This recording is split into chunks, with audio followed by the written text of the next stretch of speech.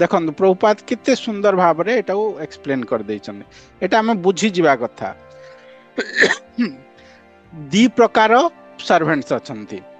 ସେବକ ଦି ପ୍ରକାର କଣ କଣ? ଗୋଟେ ହେଲା ମାୟାର ସେବକ, ଆଉ ଗୋଟେ ହେଲା କୃଷ୍ଣଙ୍କର ସେବକ।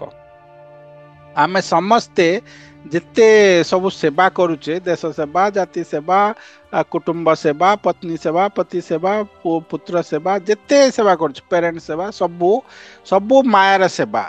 ଯେ ପର୍ଯ୍ୟନ୍ତ ସେମାନେ ଯୋଡି ହେଇନାହାନ୍ତି କୃଷ୍ଣଙ୍କ ସହିତ, ଭଗବାନଙ୍କ ସହିତ, ସେଟା ସବୁ ମାୟା। ଯେତେବେଳେ ସେଇ ଜିନିଷ ଗୁଡାକ ଭଗବାନଙ୍କ ସହିତ ଜଡିତ ହେଇଯାଏ, ସେଇ ସେବାଟା, ସେଇ ସେବା ଆପଣ କଣ ପତ୍ନୀର ସେବା କରୁଛନ୍ତି, କିନ୍ତୁ ଯଦି ପତ୍ନୀ ଜଣେ ଭକ୍ତ ବୈଷ୍ଣବୀ, ତାହେଲେ ସେଟା ଆପଣ ଭଗବାନଙ୍କର ସେବାରେ ଯିବ। କାରଣ ସେ ଭଗବାନଙ୍କର ସେବା କରୁଛି ନା, ଆପଣ ତାହାକୁ ସାହାଯ୍ୟ କରୁଛନ୍ତି, ଭଗବାନ ଖୁସି ହେବେ। ତ ସେମିତି ଯଦି ପତି ବୈଷ୍ଣବ, ତାହେଲେ ପତ୍ନୀ ଯାହା ସେବା କରୁଛି ଭଗବାନଙ୍କର ସେବା ସେଟା।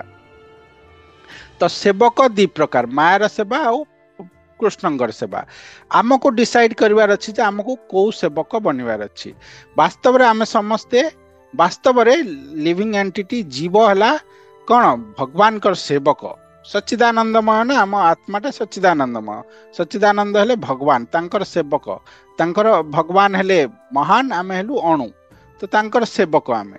ସେଇଟା ଚୈତନ୍ୟ ଚରିତାମୃତରେ ଯେତେବେଳେ ସନାତନ ଗୋସ୍ୱାମୀ ପଚାରୁଛନ୍ତି ମହାପ୍ରଭୁଙ୍କୁ ଯେ ମୁଁ କିଏ, ମୁଁ କିଏ ଯେତେବେଳେ ପଚାରିଲେ, ତାପରେ ମହାପ୍ରଭୁ ତାଙ୍କୁ ଉତ୍ତର ଦଉଛନ୍ତି ଯେ ଜୀବେର ସ୍ୱରୂପ ହଏ କୃଷ୍ଣେର ନିତ୍ୟ ଦାସ।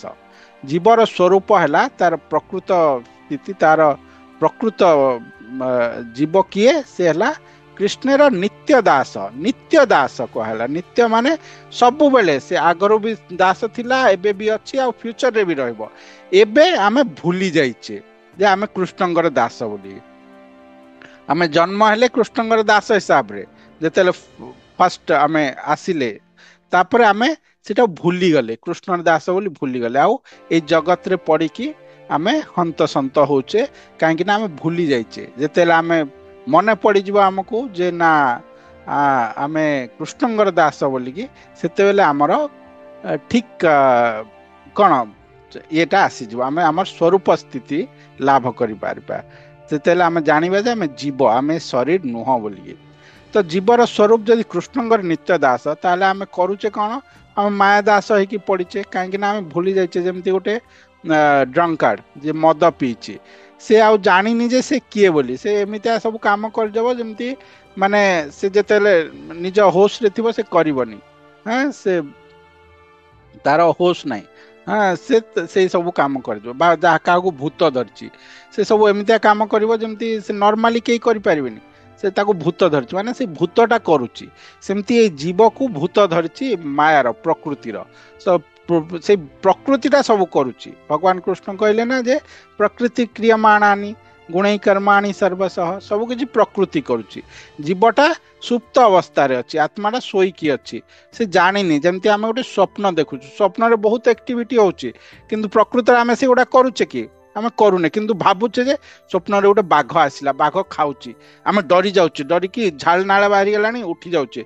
ତାପରେ ଦେଖୁଛେ ଆରେ ମୁଁ ତ ଅଛି, ବାଘ ତ ମତେ ଖାଇନି, ରକ୍ଷା ହେଲା, ଏଇଟା ସ୍ୱପ୍ନ ଥିଲା।